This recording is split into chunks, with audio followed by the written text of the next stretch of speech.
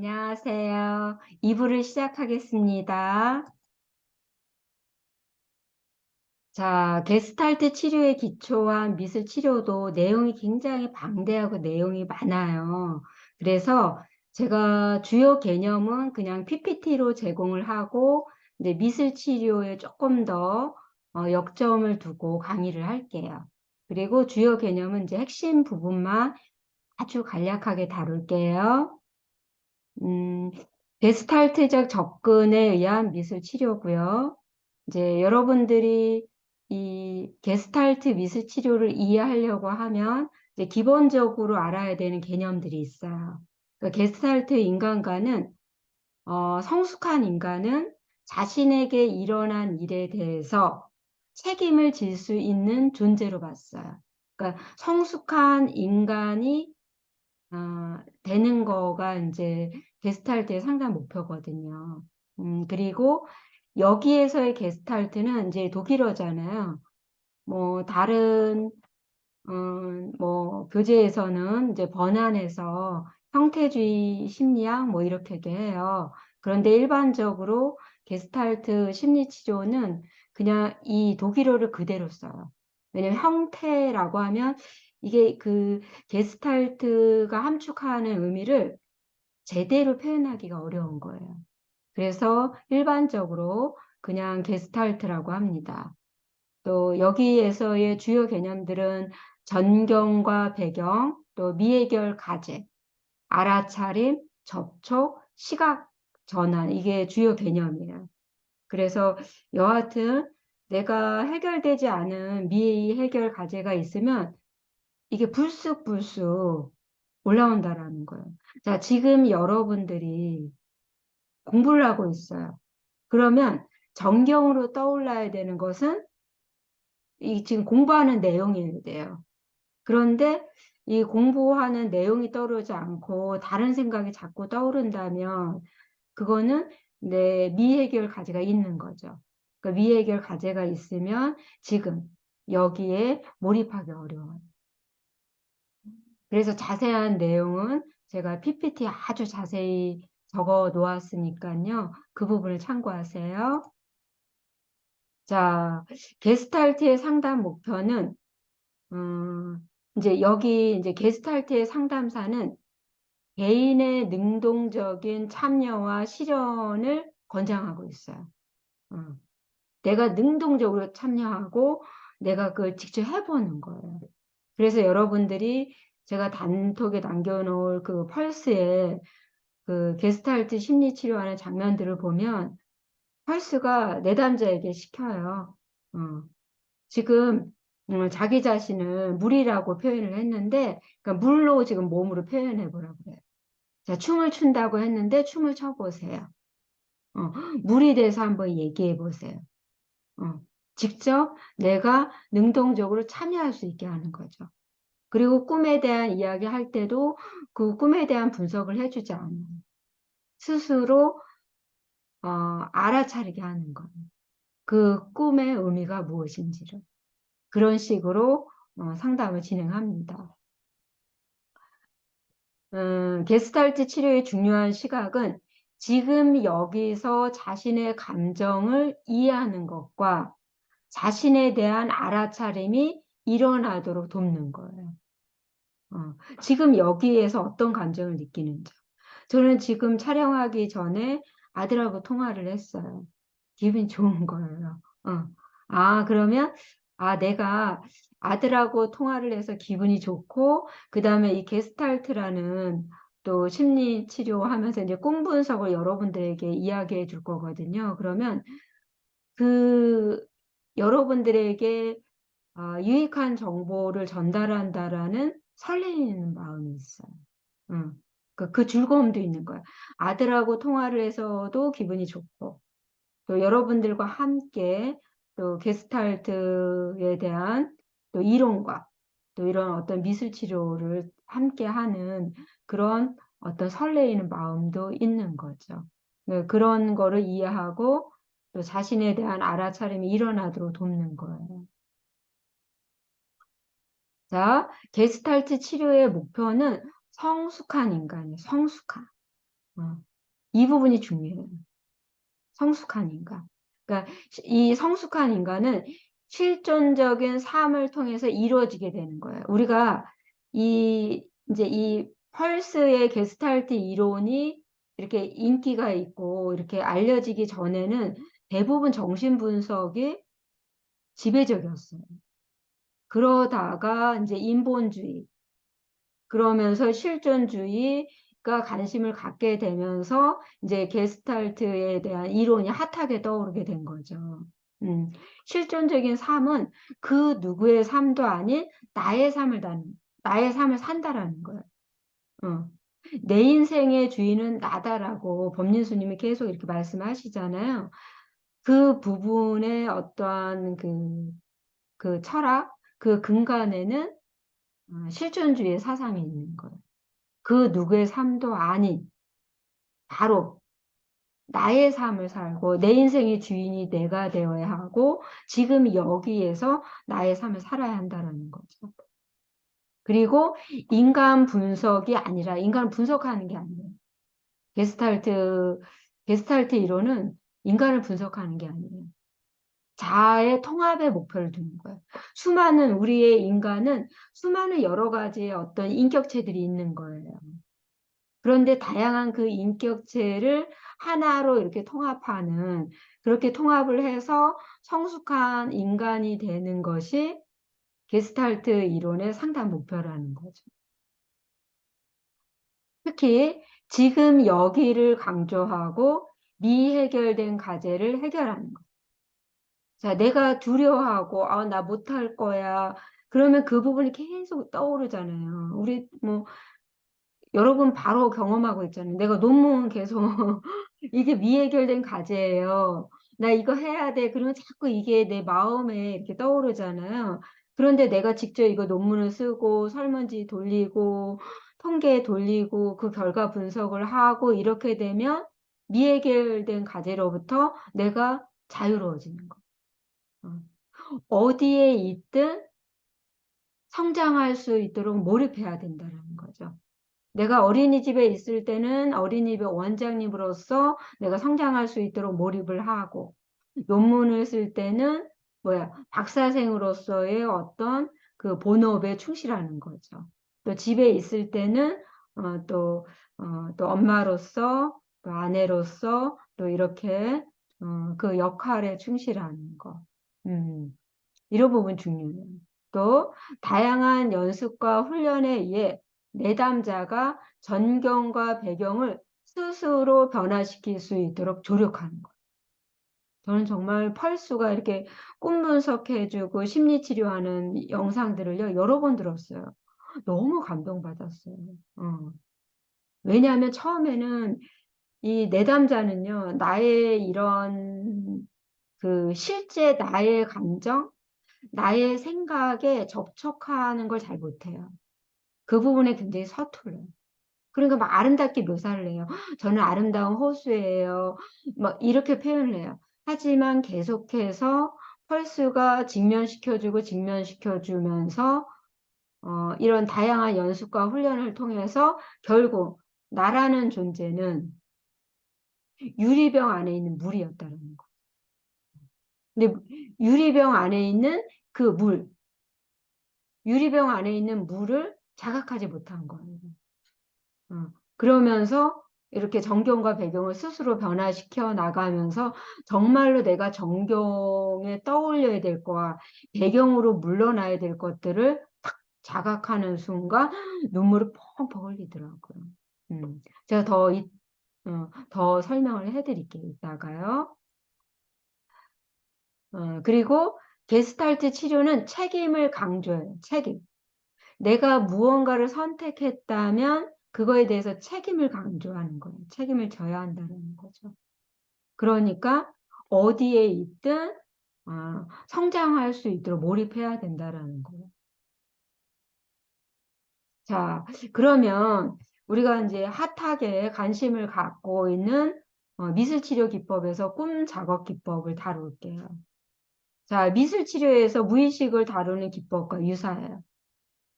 자, 시각적으로 올라오는 심상에서 자발적으로 표현된 의미는 내담자 의식을 이렇게 서서히 유도를 해요. 자, 내가 꿈을 꿨어요. 꿈을 꿨는데 우리가 꿈을 꾼 것은 바로 이렇게 기록을 하지 않으면 잃어버리거든요. 그런데 그것을 기록을 하는 것뿐만 아니라 더 나아가서 내가 이것을 그림으로 묘사를 하게 되면요. 신기하게도 내가 자각하지 못했던 부분을 자각할 수가 있어요. 그런 어떤 놀라운 발견들이 이루어져요. 자, 이거는 제가 이제 유튜브를 보다가 찾은 거예요. 특히 정신분석학자, 또 정신의학자, 정신과 의사들의 어떤 단체가 있잖아요. 그래서 그 단체에서 나온 그 내용들이에요. 그래서 우리가 보통 지금 여기 보면은 우리가 잠자는 수면 상태가 있잖아요. 근데 여기 1단계, 2단계, 3단계, 4단계가 렘 상태예요. 그리고 바로 5단계가 깨어있는 상태예요. 그러니까 1, 2단계에 있을 때, 이때는 잘 기억을 못해요. 그런데 거의 깨어있는 상태랑 비슷한 렘 상태가 있어요. 그러니까 깨어있을 때 비슷한 정도의 뇌 활성이 관찰되는 수면 상태예요. 잠은 자고 있는데 깨어있는 상태는 거의 비슷한 거예요. 그러면 그때의 꿈은 기억을 하는 거죠. 그러니까 요 1, 2단계에서 꿈을 꿨다 기억하지 못하는 거죠. 왜냐면 금방 잃어버리는 거예요. 그런데 이렇게 렘 상태에서 꾼 거는 기억을 하는 거죠. 그러니까 우리가 꿈을 꿀 때 내가 행복하고 즐겁고 막 이러면 거의 꿈을 기억을 못 해요. 근데 스트레스를 받거나 어떤 여러 가지 경험을 했거나 갈등이 있거나 아직 해결되지 않는 그런 것들이 있을 때 우리가 숙면을 취하지 못하니까 렘 상태로 있다가 꿈을 꾸게 되고 이제 그 꿈을 기억해내는 거죠. 근데 이런 그 꿈에 대한 다양한 학자들의 시도가 있었어요. 뭐 대표적인 꿈 분석하면 프로이드죠. 그러니까 프로이드는 꿈은 무의식에 억압된 소망이라고 했어요. 그러니까 이 무의식 속에 억압되어 있던 거, 금지된 욕망, 내가 또 이루고 싶었던 것들, 아니면 또 거기다가 내가 상상하다 보면 어떤 현실을 왜곡하는 게 있잖아요. 그러니까 그런 모든 것들이 무의식 속에 있다가 이것이 꿈으로 재현되기 때문에 꿈 분석이 중요하다고 봤죠, 프로이드는. 그리고 꿈은 무의식의 창조적인 힘이 발현되는 곳이라고 봤어요. 왜냐하면 꿈은 현실하고는 다르잖아요. 그러니까 이 꿈 안에는 진짜 그 여러 가지가 창조될 수 있다고 본 거죠. 자, 그렇다면 펄스는 꿈 분석을 어떻게 했을까요? 자, 한번 이제 직접 펄스가 지금 여기 있는 분이 펄스예요.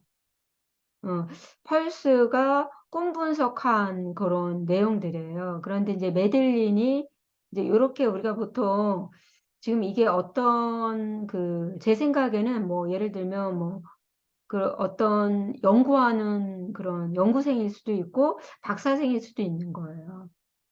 그래서 이제 펄스 박사님이 이제 어떤 부분을 설명을 했어요. 게스탈트의 이론도 설명하고 게스탈트 이론의 핵심 뭐 이런 거 설명하면서 자언을 해라. 그랬더니 이제 메들린이 자신의 꿈을 이제 자언을 해서 이야기를 했어요. 그런데 어떤 꿈을 꿨냐고 했더니 이제 꿈 얘기를 쭉 얘기를 하는 거예요. 그러면 그 꿈에 나와 있는 당신은 누구냐고 그랬더니 나는 호수예요. 이렇게 얘기하는 거예요. 그러면서 이제 그러면 당신을 표현하세요. 그랬더니 당신은 내 안으로 들어오고 싶어 합니다. 나의 호수 안으로. 이 호수 안으로 이것은 너무나 아름답기에 뭐 이러면서 계속해서 이렇게 자신을 굉장히 아름답게 표현을 해요. 그랬더니 이제 펄수가 일단은 여기서는 그는 뭐 이런 식으로 표현하지 말고 나는이라고 표현하라고 해요. 그리고 내가 꿈에 이렇게 표현을 할 때 그런 거를 몸으로도 표현해 보게 하고 또 말을 직면을 시켜서 그 말을 다르게 표현하게 하는 식으로 더욱더 자신에게 진실한 자기 자신에게 다가가도록 해요. 그리고 그러면서 메들린이 깨달은 거예요. 왜 내가 물을 못 마실까? 자, 물병에 있는, 자, 나는 물병에 물이라는 거예요. 나는 호수인 줄 알았더니 나는 물병에 물이었어요. 나는 그리고 거기다가 계속 물을 붓고 사람들이 이걸 내가 사람들이 와서 이거 물을 마실 수가 있는데 마시질 않는다라는 거죠. 어. 그런데 이제 이 이야기를 하다 보니까 여기 보면 이게 있어요. 내가 아주 작았을 때 작은 키 때문에 불편했어요. 그래서 즐겁게 헤엄만 쳤어요. 잠에서 깨어났을 때 왜 물을 안 마셨을까 고민하지 않았어요. 나이를 먹을수록 물을 마실 수 없다는 게 점점 더 화가 났어요. 자, 이거는 뭐냐면, 자, 어렸을 때 나는 키가 작았기 때문에, 물을 마시지 않아도 됐잖아요. 왜냐면 내가 물을 마시고 싶으면 엄마가 갖다 줬겠죠. 그런데 내가 그 어린 나이에 고착이 딱 된 거죠. 지금은 어른이 되고 키가 컸기 때문에 얼마든지 내가 물을 먹을 수 있잖아요. 그런데 내가 어린 시절에 나는 키가 작으니까 스스로 물을 먹을 수 없어 라는 어떠한 편견 또 그런 어떤 어린 시절에 내가 갇혀 사는 거죠. 어떤 이런 병 진짜 말하자면은 물병 안에 나는 갇혀 사는 거죠. 근데 실제 나는 그 물병에서 나와서 자유롭게 강가의 호수가 될 수 있는 거잖아요. 그렇게 되기를 바랬잖아요. 그런데 실제 나의 내면의 나는 그냥 그 물병 안에 갇힌 물과 같은 존재였다라는 거예요. 그러다 보니까 나의 이러한 생각이 나를 물을 못 마시게 한 거죠. 그러니까 뭐라고 얘기를 하냐면 펄스가 좋아요. 충분히 왔어요. 충분히 왔어요. 우리가 꿈에서 다루었던 것과 같은 모습을 당신은 봅니다. 어, 해석하지 마세요. 당신은 모든 것을 압니다. 그러면서 펄스 박사님이 뭐라고 했냐면 꿈은 자신을 진실하게 열어놓고 배울 수 있게 하는 질문이라는 거죠. 그러니까 내가 예를 들어서 꿈을 꿨어요. 그러면 내가 왜 이 꿈을 꾸었을까? 생각해보면 해답을 내가 알아요. 어. 펄스 박사님이 아는 게 아니라 내담자가 내가 왜 이런 꿈을 꿨는지를 이러한 게스탈트 심리 치료에 의해서 꿈 분석에 의해서 알아간다는 거죠. 내가 꿈에서 아름다운 호수고 막 이런 거는 나는 실제 나는 물병 안에 갇힌 물이지만 실제 나의 마음은 호수처럼 흘러가고 싶었던 거예요. 그러면서 자유롭게 내가 물을 마시고 싶었다라는 거죠. 근데 실제 나는 물을 못 마시는 거죠. 어린 시절에 그러한 거에 갇혀 그 각본대로 살았다라는 거죠. 그래서 아마 여러분들이 여러분의 꿈을 어, 기록을 하고 한번 질문을 해보세요. 아니면 그려보세요. 그러면 자연스럽게 내 자각하고 깨달을 수가 있는 거죠. 자, 이 꿈 작업 기법의 목적이 있어요. 꿈 작업 기법의 목적은 자신이 꿈의 형태를 만들어냈다는 것을 인식하는 거예요. 이 꿈이라는 것은 사실 내가 만들어낸 거예요. 누가 만들어낸 게 아니에요. 어, 뭐 지금은 뭐 현대사에서는 뭐 특별히 꿈이 그렇게 의미가 있는 건 아니다라고 하는 논란도 있지만 사실 이 꿈이라는 것은 진짜 늘 신기하잖아요. 그리고 내가 생각하는 의미와 또 사회 문화적으로 생각하는 의미, 이것도 또 무시 못해요. 내가 돼지 꿈을 꿨어요. 굉장히 기분이 좋고 뭔가 좋은 일이 생길 것 같고 막 이러잖아요. 그거는 이제 우리나라 사회 문화에서는 돼지가 행운의 꿈이기 때문에. 그, 그, 그 어떠한 상징, 꿈에서 나오는 그 상징들이 내가 그것을 어떻게 해석하느냐, 또 사회문화적으로 그것을 어떻게 해석하느냐에 따라서 실제 이게 현실로 이루어지거든요. 대부분 꿈은, 어, 미래를 예측하기도 해요. 앞으로 일어날 거를. 그런데 그 앞으로 일어날 거는 사실은 내 마음 속에서 나의 마음속의 생각과 나의 감정과 이런 것들이 꿈속에 재현되기 때문에 이게 내가 긍정적으로 생각하고 나는 잘할 수 있을 거고 나는 박사학위를 받을 수 있고 그러면서 내가 자신감으로 가득 차 있고 막 이렇게 되면 꿈속에서도 뭐예요?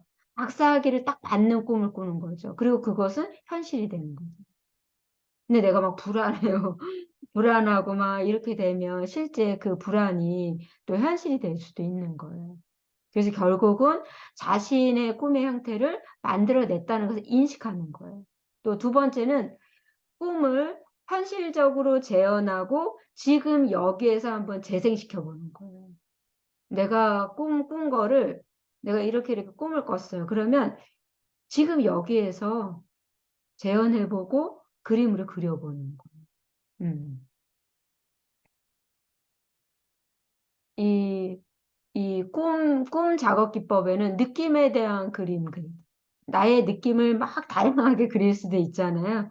자, 여기 그림도 내가 꿈꾼 거를 막 이렇게 조금 이렇게 어떤 곡선을 이용해서 그리기도 하고 막 이렇게 그렸잖아요. 그래서 이런 느낌에 대한 그림 그리기, 또 선 게임, 또 점토 작업 게임, 우리가 점토로 나의 꿈을 또 이렇게 표현할 수도 있잖아요. 그래서 이런 것들을 사용 가능해요. 때로 역할 놀이나 다양한 연주 기법 등과 함께 사용 가능하죠. 내가 꿈꾼 거를 막 연주하는 거죠.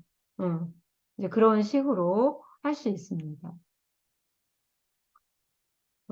또 미술치료 기법에서 추상화 그리기 기법이 있어요.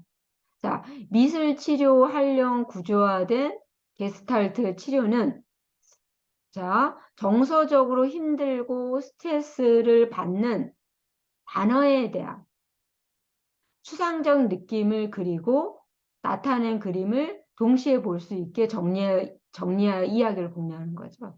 자, 내가 어떤 스트레스를 받는 어떤 단어가 있잖아요. 뭐 내가 어떤 거에 스트레스 받을까요, 여러분? 사람마다 다 달라요. 그러면 내가 뭐 여러 가지 뭐 내가 스트레스 받는 어떤 단어가 있다면 그 단어를 추상적으로 이렇게 표현해 보는 거죠. 자, 여기도 자, 이 그림을 보고 뭐 눈에서 꿀 떨어진다, 너무 행복하다 이렇게 표현하는 사람은 없을 거예요. 자, 이 그림은 벌써 이 내담자의 어떤 스트레스가 지금 너무너무 가시 같잖아요. 그러니까 자신의 어떤 스트레스를 이렇게 아주 선으로 격렬하게 표현한 거죠. 그러면서 이제 이 그림을 보면서 이제 내담자 이야기를 공유하면서 이제 공유하는 거죠. 그러면서 상담사는 선과 형태에 포함된 방향성에 유의하여 두드러지는 특정한 형태를 확인하는 거죠. 자, 여기도 자, 어떤 방향에 어떤 선들이 있어요. 그런데 이렇게 직선으로 하고 막 이러면서 어떠한 그 특정한 형태가 나오죠. 여기도 뭐 거의 그 세모? 그렇죠. 거의 세모가 나오고 있어요. 그러면 세모도 나오고 여기는 또 이렇게 다리도 나와요. 이렇게. 그렇죠. 자, 그 내담자가 이거를 내가 어떻게 해석하느냐에 따라서 여기도 지금 이렇게도 되어 있고요. 여기도 또 이렇게 되어 있잖아요. 그러면 이것을 내담자가 어떻게 해석하느냐. 음. 내가 예를 들어서 나의 욕구를 분출하지 못하는 그런 거일 수도 있는 거예요. 자, 그 다음에 추상화 그리기 기법이에요. 여기 아름다운 여인이 있어요. 자, 생활 속의 관심과 의미, 이런 연관성의 어떤 질문을 통하여 내담자가 스스로 설명할 수 있도록 유도하는 거예요. 자, 여기 한 여성이 이제 그림을 그렸어요. 그러면 예를 들어서 요렇게 이걸 우리가 뭐라고 하나요? 이게 목에 요거를 조금 부드러지게 이 여성은 그렸고 거기다가 추상화를 그리는데 이렇게 좀 뭐라 그러죠? 선들이 있잖아요. 이렇게 여러 가지 선들이 있어요. 그러면 내담자에게 이걸 설명하게 하는 거죠. 그러면 이 여성이 다이어트에 대한 욕구가 있을 수도 있는 거예요.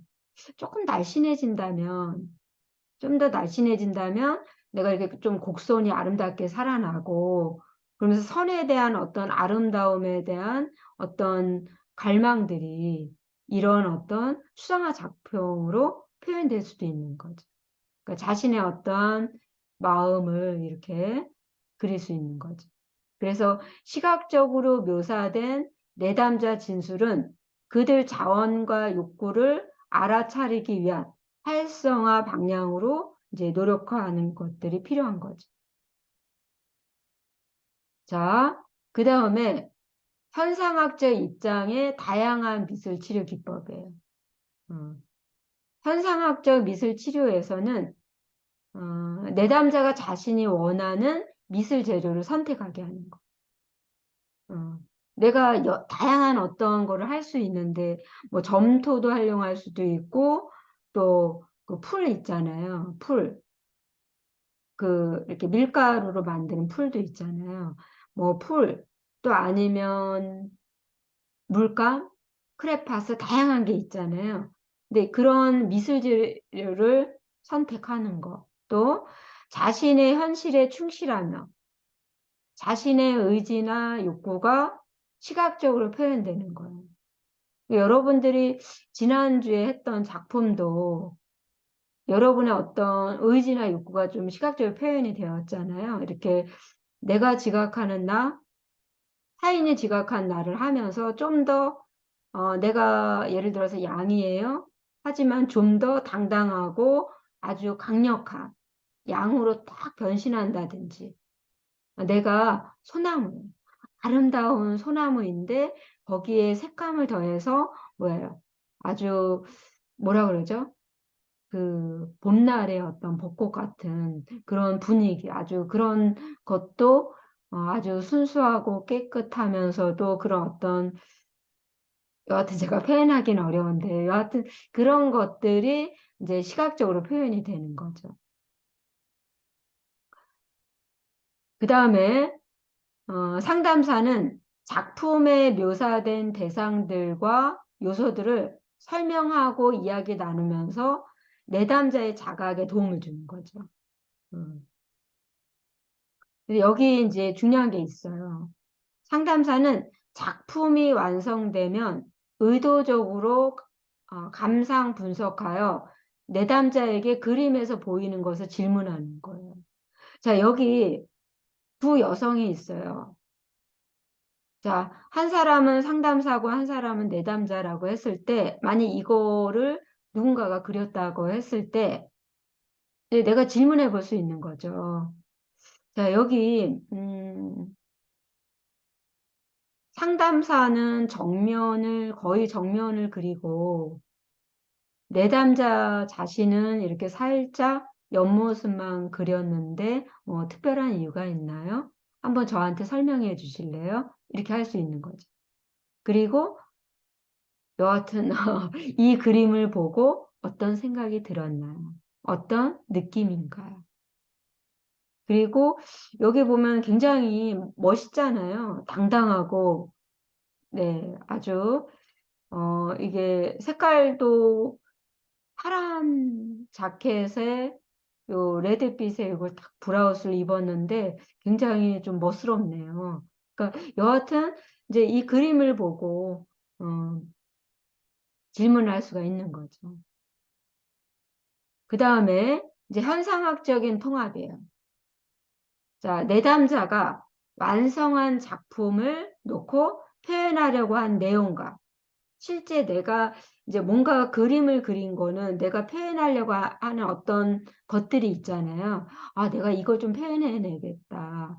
그러면 표현하려고 한 내용과 실제 간 관계를 분석하여 자기와 자아를 발견하는 거죠. 자, 여기 청소년이 있어요. 자, 청소년은 공부하냐고 요즘 너무 힘들단 말이에요. 그래서 잠깐이라도 자유를 경험하고 싶은 거예요. 그래서 내가 정말 친구 만날 시간도 없고, 운동할 시간도 없고, 늘 이렇게 학업량이 너무 많으니까, 이렇게 내가 학업량이 많더라도 잠깐 햇빛을 보면서 산책하고 싶은 나의 욕구를 그림으로 표현했단 말이에요. 그러면 그 그림으로 표현된 이거와 실제 내가 그리려고 했던, 어, 이거를 한번 분석하게 하는 거죠. 그러면 선생님, 저는 제가 그리기는 했는데 여기 좀 더 밝은 게 있었으면 좋겠어요. 또 아니면 실제 저는 이렇게 쳐다만 보는 것이 아니라 문을 활짝 열고 걸어 나가고 싶었어요. 어, 이렇게 얘기할 수 있잖아요. 그래서 그러면 그리고 또 이전과 지금 작품을 비교하여 반복되는 주제와 요소를 발견하게 하는 거예요. 그림을 그리라고 하면 거의 이런 그림을 그린다고 하면 왜 그런 그림을 그렸는지 또 내담자의 반복적 행동 양식을 이제 발견하도록 조력하는 거죠. 그렇게 되면서 내가 이제 현상학적으로 통합이 되는 거예요. 아하, 내가 이렇게 뭔가 자유로운 나만의 시간을 원했었구나. 그러면 내가 지금 상황에서, 지금 이 상황에서 내가 어떻게 이렇게 자유로운 나의 시간을 확보할 수 있을까? 근데 실제적으로 청소년들 상담을 해보면 이제 이런 나의 이런 자유로운 것들을 그림으로 표현하는 학생들도 있고요. 그러니까 매일 일정 시간은 내가 학업 외에 나의 그림을 그리는데 시간을 보낸다든지 또 아니면 또 잠깐이라도 춤을 춘다든지 아니면 뭐 자전거를 한번 탄다든지 이런 식으로 자신의 어떠한 그 갈망이나 욕구들을 현실에 적절하게 하는 그런 경우도 있어요. 자, 오늘 학습한 내용 잘 이해가 되셨습니까? 여기까지 하겠습니다. 사랑합니다.